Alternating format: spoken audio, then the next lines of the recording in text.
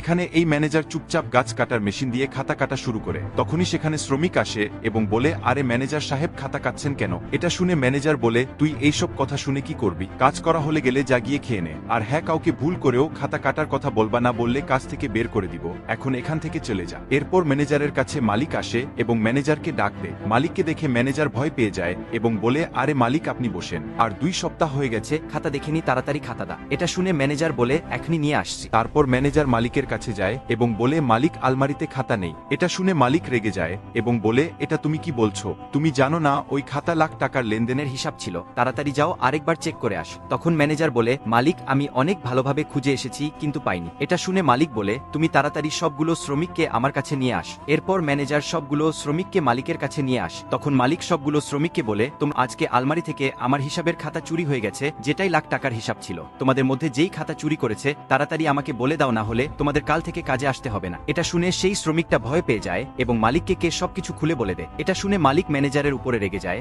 এবং বলে, আরে তোমাকে আমি ভালো মনে করতাম আর তুমি আমার সাথে এমন করলে, তাড়াতাড়ি আমার চোখের সামনে থেকে চলে যা।